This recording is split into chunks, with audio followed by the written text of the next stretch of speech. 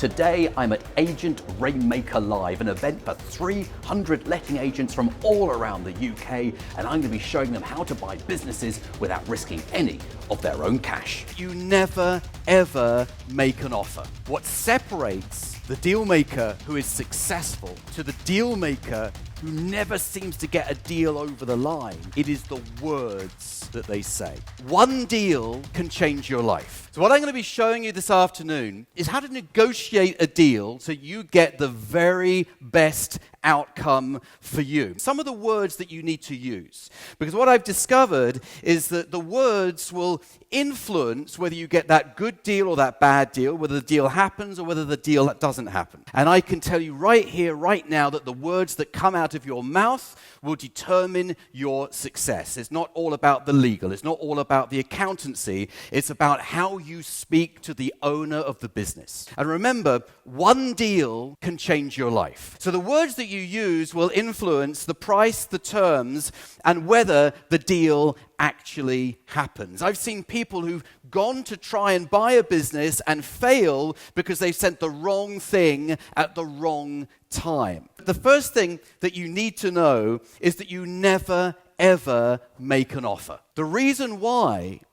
is because the person who goes first on price will lose. What will happen is that you'll sit down with the owner of the business, and the owner of the business might say to you, because they've been involved in they bought their own house, they know how it works, they think, and they say, make me an offer. How much will you pay me for my business? Make me an offer. And you might be tempted to say something because you don't want that awkward silence. And maybe you think that's how it's meant to happen. However, the moment you say a number, the only way is up. You'll end up paying more than what that number was. If you ask them to go first on price, from that moment onwards, the only way is down. And by the way, don't tell me what you want. No one is getting what they want right now. Have you seen the economy? Tell me what you need.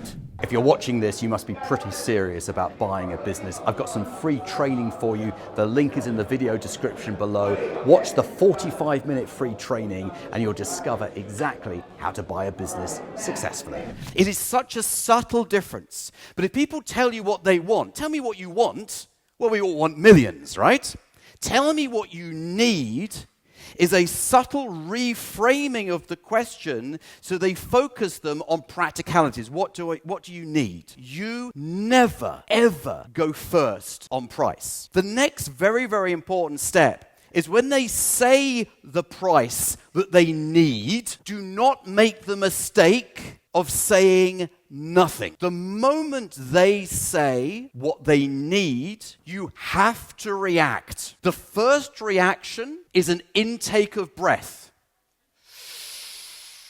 The second reaction is your face needs to look as though you've got very bad indigestion. You've got to look uncomfortable. And then you might say something like, I'm glad I was sitting down when you said that. Even if they've said a number that's half what you expected, you've got to react in such a way that makes them think as though they are about to lose the deal. If you don't say anything, they've just said £1 million, and you go, they're going to read that as acceptance. It's very important, never be critical of their business. It's interesting that first-time buyers are often very critical of the seller's business because they feel that's a good way of getting the price down. It's actually the exact opposite. What you should be doing is you should be praising their business and complimenting them and saying, oh my goodness, you've been doing this for 20 years. That is fantastic. To do this for 20 years with the ups and downs in the market to achieve that, you must be doing something really, really special. Flattery gets you a lower price. Being critical of their business never does. So you've got to understand the process better than them. You've got to be better prepared than they are. And what we want to do all the way through this is we want to paint a picture.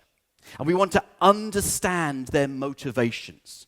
So when they tell you that they're at retirement age, what are you going to be doing once you've sold this business? What are you going to be doing? We're spending more time with the grandchildren. I've got a place in Spain. I want to take some more holidays. And there's this cruise, a 6 months round-the-world cruise. I'd love to do that. So look, I want you to imagine what your life is going to be like, because we understand how to do a deal, we understand how to buy a business, and it would take between 12 and 14 weeks if we follow a process.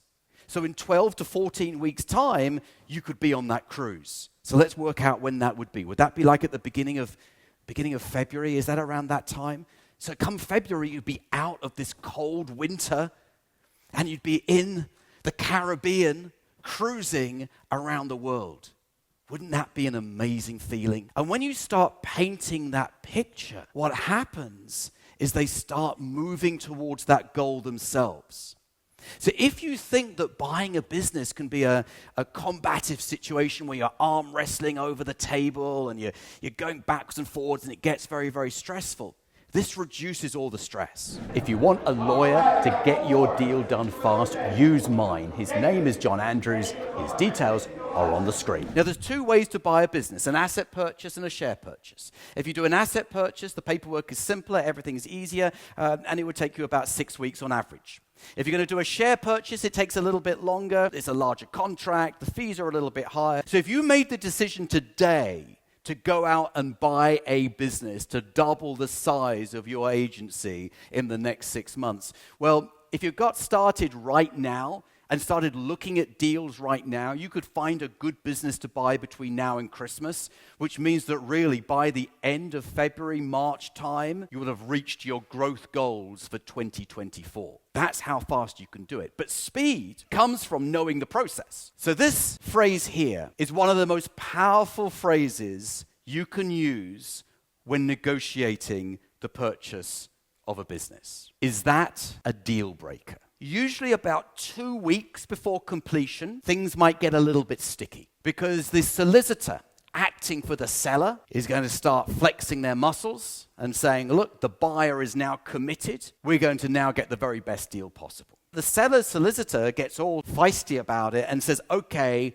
we need a personal guarantee. Never sign a personal guarantee. You say, is that a deal breaker? My partner would never let me sign a personal guarantee. My lawyer would never let me sign a personal guarantee. Just tell me now, is that a deal breaker? And it takes a very courageous seller 2 weeks from completion to say, yes, it is. What separates the deal maker who is successful to the deal maker who never seems to get a deal over the line, it is the words that they say.